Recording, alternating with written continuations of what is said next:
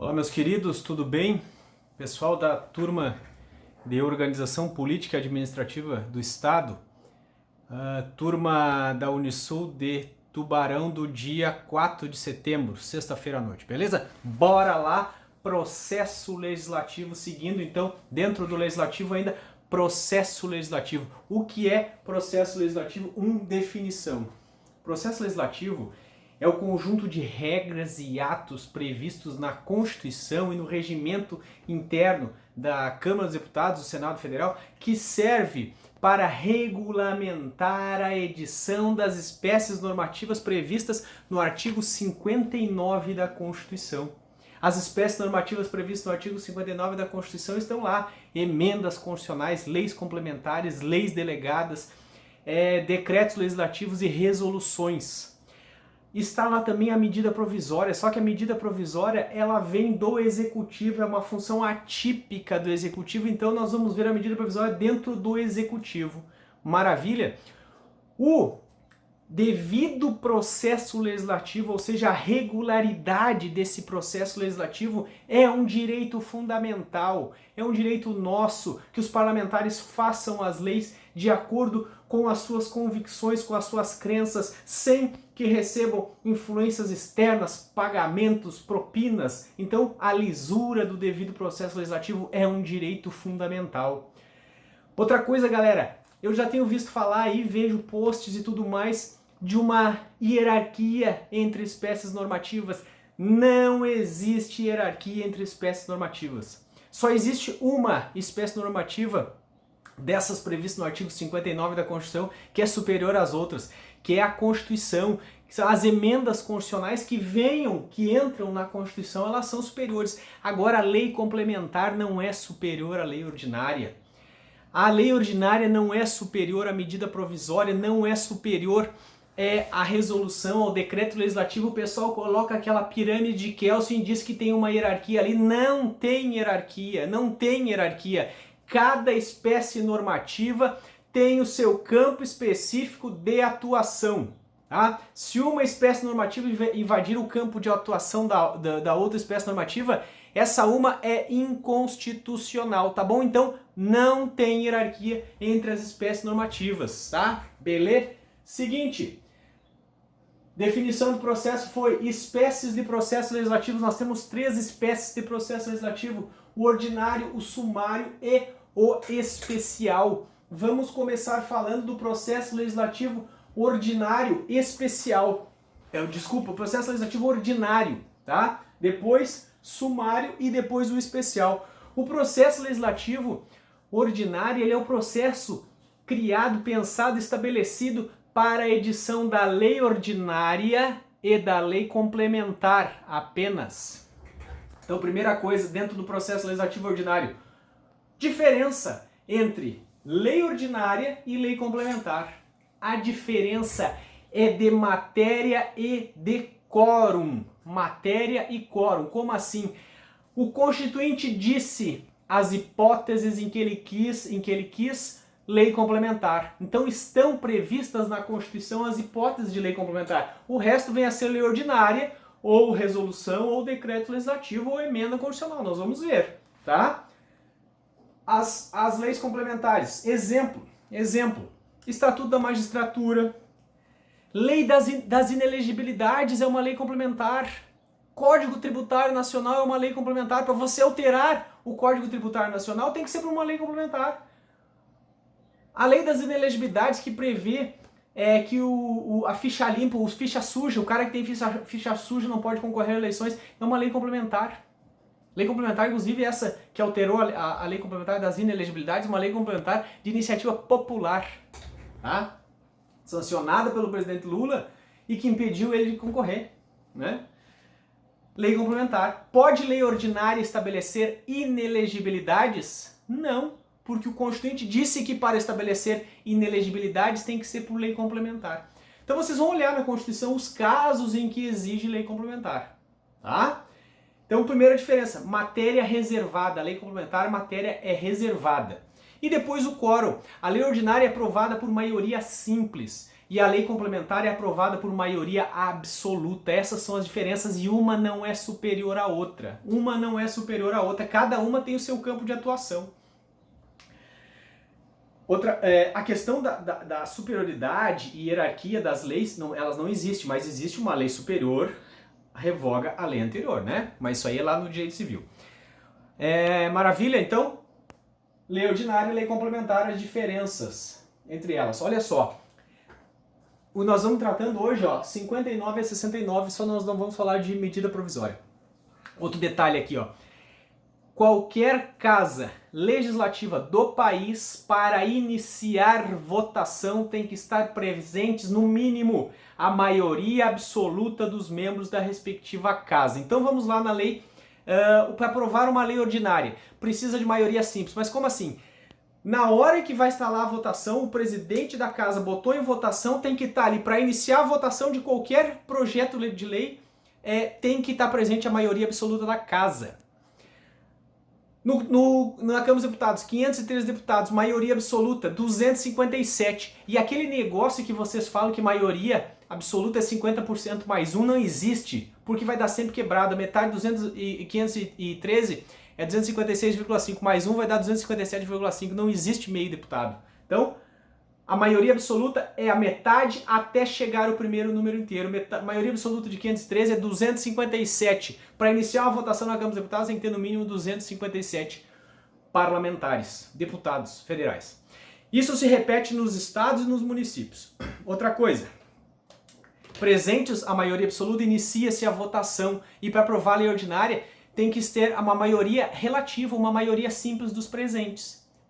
Estando 257, aprova uma lei ordinária com aprova uma lei ordinária com cento e quantos? 129 votos. 129 votos aprova uma lei ordinária. Então, para alterar o Código de Processo Penal, no mínimo 129, o Código de Processo Penal, o Código Penal, no mínimo 129 votos. Para alterar o Código Tributário Nacional, que é uma lei complementar, no mínimo 257 votos. Bom, depois nós vamos ver o quórum também é diferenciado para a lei, para a emenda constitucional. Fases do processo legislativo ordinário. Primeira fase, iniciativa, lá no 61, iniciativa. Existem leis de iniciativa privativa, só o presidente da República que tem iniciativa privativa de leis, exemplos que modifiquem o efetivo das Forças Armadas, que criem cargos na administração pública federal. Pode uma lei começar lá no Congresso Nacional para criar um cargo ou aumentar salário de algum servidor do Executivo Federal? Não, é só o presidente da República que pode dar início a essas leis. Então, a iniciativa de um projeto de lei. Iniciativa privativa, iniciativa concorrente, que cabe ao próprio presidente da República, aos membros do Congresso Nacional, ao STF e ao Procurador-Geral da República. E tem também a iniciativa popular. Lá nos termos do artigo, no artigo 61, cadê? Parágrafo 2º. A iniciativa popular pode ser exercida por apresentação de projeto de lei à Câmara dos Deputados, subscrito por no mínimo 1% do eleitorado nacional, distribuído em pelo menos 5 estados e não menos que 0,3% dos eleitores de cada estado. Então tem lei de iniciativa popular, tá? Tem algumas leis de iniciativa popular. Depois vou mandar um materialzinho para vocês explicando bem certinho aí. Então, iniciativa. A iniciativa, então, é o destrave. Alguém faz o projeto de lei, as pessoas que podem fazer projeto de lei, o povo pode fazer projeto de lei, mas tem que ser assinado por no mínimo 1% da população, dividido em 5 estados, 0,3% dos eleitores de cada estado. Então não é tão fácil. Então o povo vai lá, faz o projetinho de lei e leva esse projetinho de lei lá no Congresso Nacional. Ele vai levar aonde? Todo projeto de lei começa na Câmara dos Deputados, salvo se o projeto de lei for de iniciativa de um senador, que daí ele vai começar no Senado Federal. Então a regra começa sempre na Câmara dos Deputados. A Câmara dos Deputados vai ser a casa iniciadora e o Senado Federal será a casa revisora. Bom? Iniciativa. Chegou então o projeto de lei no Congresso Nacional, ele vai passar a tramitar, ele vai cair numa comissão temática, ele vai ser analisado por uma comissão temática. O que é uma comissão temática? Uma comissão do tema. O projeto é meio ambiente, sobre meio ambiente. O projeto é direito penal. Ele vai cair numa comissão relativa ao tema. Meio ambiente vai primeiro ser analisado por uma comissão de deputados, comissão formada por pessoas que entendem do meio ambiente, alguma coisa ali relativa ao meio ambiente, e vão analisar sob o olhar do meio ambiente, aquele projeto de lei. Depois, se ele for aprovado nessa comissão, ele vai seguir com o parecer, ele vai seguir para uma comissão de Constituição e Justiça, para verificar o quê? Se o projeto de lei não ofende a Constituição. Vai ter o debate, vai ter votação e tudo mais, depois ele vai para onde? Ele vai para o plenário. Ele vai para o plenário da Câmara dos Deputados. E lá também terá discussão e tudo mais, todo mundo vai se apresentar para deliberar sobre aquele projeto e tudo mais, depois ele vai ser posto em votação, estando presentes a maioria absoluta dos deputados federais, aquele projeto vai ser posto em votação.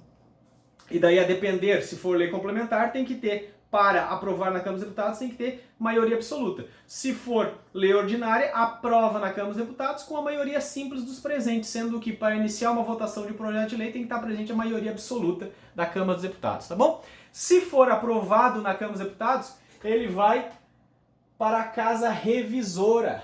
Ele vai para a Casa Revisora. Se for rejeitado na votação, não bateu o número mínimo, tá? Ele vai para o arquivo, ele será arquivado. Eu vou dar uma pausa porque eu vou ligar a luz que eu esqueci. Então, se ele for rejeitado, não der a votação necessária, ele será arquivado. O projeto de lei arquivado, ele pode voltar a tramitar? O projeto de lei ordinária ou lei complementar, se for arquivado, ele pode voltar a tramitar mediante pedido da maioria absoluta da casa respectiva em que ele foi arquivado. Tá? Ele pode voltar a tramitar. Já digo aqui que projeto de emenda constitucional que for arquivado, ele não pode voltar a tramitar na mesma sessão legislativa. Eu falei antes ali do projeto de lei ordinária ou complementar rejeitado. Ele pode voltar na mesma sessão legislativa? Sim, se ele obtiver um pedido da maioria absoluta da respectiva casa. Bom? Beleza. Chegando então na Casa Revisora, ele vai ter o mesmo caminho. Chegando um projeto de lei então na Casa Revisora, ele cai nessa Casa Revisora e vai cair geralmente a Casa Revisora é o Senado Federal. Chegando na Casa Revisora, ele vai passar por uma comissão temática. Comissão temática. Se depois de passar por essa comissão temática, ele vai para a Comissão de Constituição e Justiça do Senado, que vai verificar também, já verificar o tema, agora vamos tentar melhorar, trabalhar aquele projeto de lei ali, ó, com relação à Constituição, para deixar ele compatível com a Constituição. Depois disso, ele vai para o plenário do Senado Federal. E os 81 senadores, estando presentes no mínimo no dia da votação 41, vão deliberar e, se tiver o quórum, eles vão votar, tá? No Senado Federal. Se ele for aprovado, ele vai para sanção ou veto. Mas, se a Casa Revisora alterar esse projeto de lei, veio da Câmara dos Deputados, a Casa Revisora alterou, mexeu nele, colocou uma emenda, retirou, suprimiu um pedaço do texto, ele precisa voltar para a Casa Iniciadora, para a Casa Iniciadora deliberar acerca desse acréscimo, essa supressão feita na Casa Revisora, tá? Então a Casa Revisora alterou, ele volta para a primeira casa e essa casa vai votar só a alteração. Se ela aprovar a alteração ou retirar ou suprimir a alteração, ele será encaminhado para sanção ou veto do presidente da República. Por que o presidente da República tem essa função de ir para o presidente da República sancionar ou vetar? Porque isso é o chamado freios e contrapesos. Isso é para manter a independência, a harmonia e a igualdade entre os poderes. Muitas vezes um ato de um poder precisa ser chancelado pelo outro e pode ser derrubado por outro. Uma lei ela é feita pelo Legislativo, ela precisa ser aprovada pelo presidente, sancionada pelo presidente, lembrando que se ele vetar, o Legislativo pode derrubar o veto, e ainda ela pode ser submetida ao Poder Judiciário para verificar se ela é compatível com a Constituição e o Poder Judiciário pegar essa lei e jogar no lixo. Isso é o sistema de freios e contrapesos que tem na Constituição, tá? Então pode isso. Imagina, como é que é a nomeação, a chefia do Judiciário? A chefia do Judiciário são os integrantes do STF. Quem indica os integrantes do STF? Presidente da República. Quem chancela a indicação dos ministros do STF indicados pelo Presidente da República? O Senado Federal. Freios e contrapesos, contrabalanços para manter a independência e a igualdade entre os poderes, tá? Foi para sanção ou veto. Chegou na sanção ou veto, o Presidente da República ele tem duas... ou ele sanciona, ele aceita esse projeto, ele sanciona e dá o ok dele, sanciona, ou se ele ficar quieto 15 dias, por mais de 15 dias quieto, deu 15 dias, ficou quieto, sanção tácita. Sancionou tacitamente, tá? Valendo, depois de promulgar e publicar. Agora, o Presidente da República ele pode vetar. Dentro desses 15 dias, se ele não concordar, ele vai vetar. Ele pode vetar porque ele entende que é inconstitucional, veto jurídico, ou ele pode vetar porque ele entende que é contrário à política que ele trabalha, que ele defende. Veto político, tá? Esse veto pode ser, ele vai vetar, ele vai comunicar ao Congresso Nacional, porque o Congresso Nacional pode derrubar o veto dele, tá? O Congresso, ele devolve, ele comunica, ó, vetei o projeto de vocês que vocês aprovaram aí, vetei. O Congresso Nacional se reúne e delibera acerca do veto. E ele pode derrubar o veto por maioria absoluta dos integrantes de ambas as casas, em sessão conjuntas, eles se reúnem e derrubam o veto.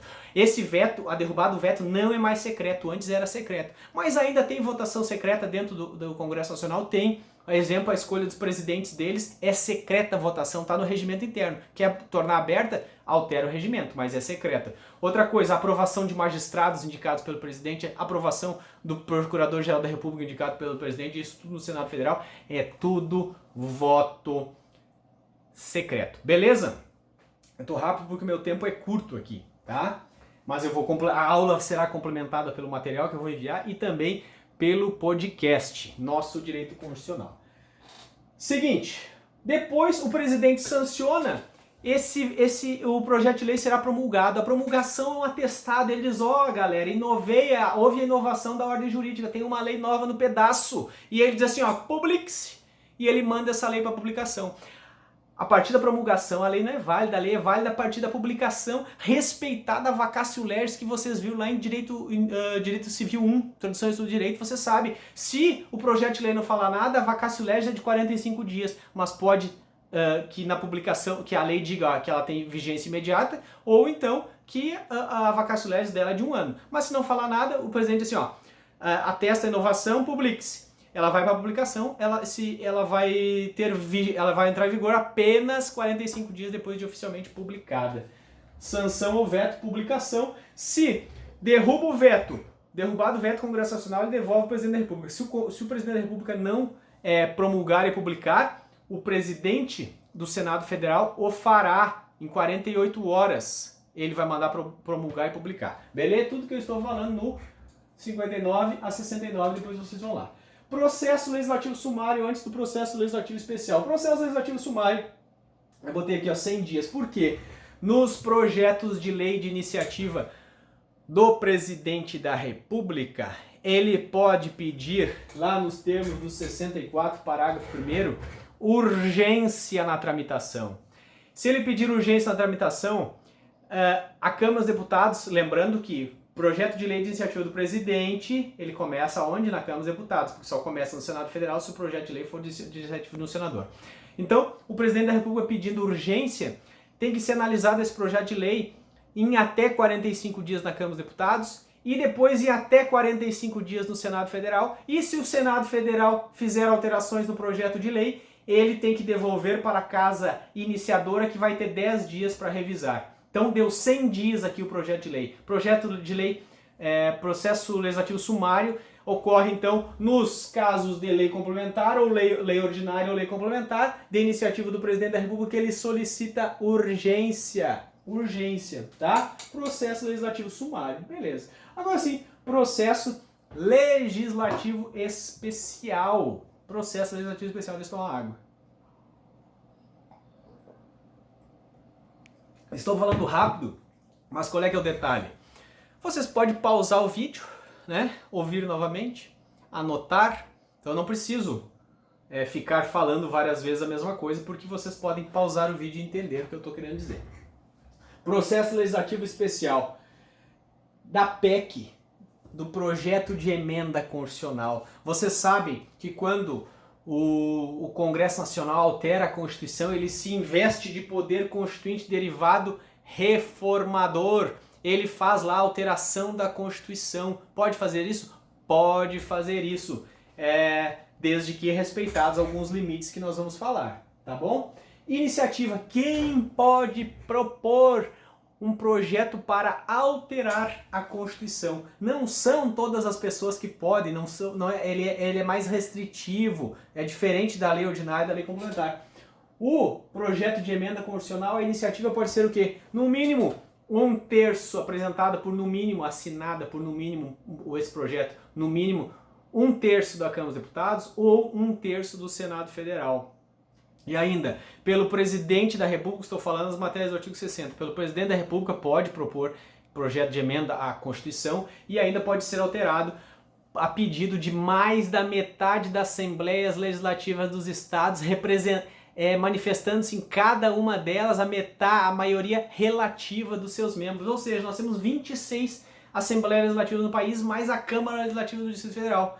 A mais da metade delas tem que fazer um pedido assinado e dentro de cada uma delas a maioria relativa dos membros, ou seja, a maioria simples dos membros, eles assinam aquele pedido. E daí manda para o Congresso Nacional para pedir a alteração da Constituição. Então é difícil alterar a Constituição, né?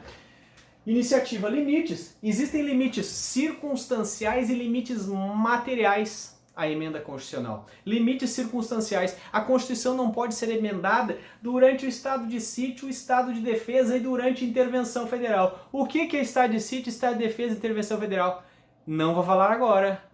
Isso aí, estado de sítio, isso aí é matéria mais para frente. Nós vamos falar dessas matérias mais adiante. Mas se tiver, vocês lembram a intervenção federal no Rio de Janeiro, naquele período não pôde, aquele ano não teve alteração, não teve emenda constitucional, no ano em que o presidente Michel Temer, ex-presidente, decretou a intervenção no Rio, não pôde ter emenda constitucional aquele ano. Durante o estado de sítio, porque são momentos de crise, de grave instabilidade institucional, então tu não mexe na Constituição, porque a Constituição é a única coisa que nos garante no momento de crise e no momento de paz também, tá? Então, nesses momentos de crise, tu não mexe na Constituição. Quórum para aprovação da emenda constitucional, ou seja, vocês sabem, né, que para iniciar qualquer votação nas casas legislativas tem que estar no mínimo a maioria absoluta, tá, da casa. Para alterar a Constituição, então, tem que ser o quê? É óbvio que só tiver a maioria absoluta, eles nem vão votar, porque para alterar a Constituição tem que ter 3/5 de votos, ou seja, dos 513 deputados tem que ter 308 votos. E dos 81 senadores tem que ter 49 votos. Tá? Então tem que ter uma galera, tem que ter um acordo ali para votar essa emenda à Constituição. E tem que votar 2 vezes na Câmara dos Deputados a emenda constitucional e 2 vezes no Senado Federal para conseguir alterar a Constituição. A emenda à Constituição, ela não vai para a sanção do presidente. Quem promulga a emenda, e ela também não tem publicação, ela é válida diferente da lei. A lei é válida a partir da publicação e tem que observar vacatio legis. A emenda constitucional não. A emenda constitucional, ela é válida a partir da promulgação. E quem faz a promulgação são os presidentes da Câmara dos Deputados e do Senado Federal. Beleza, galera? Para aprovação. A lei delegada, processo legislativo especial da lei delegada. Olha só, que história é essa de lei delegada? Tem isso? Tem isso. Como é que funciona? O presidente da República, ele, em certas matérias que estão previstas ali no artigo 68, depois vocês vão olhar, né? Porque o estudo é isso, né? O professor fala uma coisa, vocês têm que estudar, não é só aula, é estudo, né? Então vocês vão lá ver o artigo 68 e vocês vão ver quais matérias que o presidente pode editar lei delegada. Isso é uma exceção, porque as funções típicas elas são indelegáveis. Só que nesse caso aqui, o Legislativo delega uma função típica dele para o presidente. O presidente manda uma mensagem, um pedido para o Congresso Nacional, e o Congresso Nacional autoriza o presidente a legislar. Ele coloca lá os limites, né? E diz, presidente, pode legislar sobre isso aí. E daí o presidente pega, faz a lei e legisla, depois só informa. Tá, e o que acontece se por acaso o presidente exorbitar os limites da delegação imposta? Se ele exorbitar os limites da delegação imposta, e daí vocês vão dar uma olhada no artigo 40, isso aqui daí é na veia, é controle de constitucionalidade puro. Artigo 40 deixa eu ver, 49.5. Sustar os atos normativos do Poder Executivo que exorbitem o poder regulamentar ou os limites da delegação legislativa. Isso é punk. Controle de constitucionalidade posterior ao repressivo realizado pelo Legislativo. Isso pode. Esse é o exemplo aqui que tem. Lei delegada, o presidente da República exorbita os limites da delegação, vem o Congresso Nacional e faz um controle de constitucionalidade, vai lá e apara aqueles limites que o presidente ultrapassou, tá? Beleza? Não sei se não travou meu vídeo aqui, esse negócio aí, tá piscando tudo ali. Tá bom? Eu acho que foi o vídeo.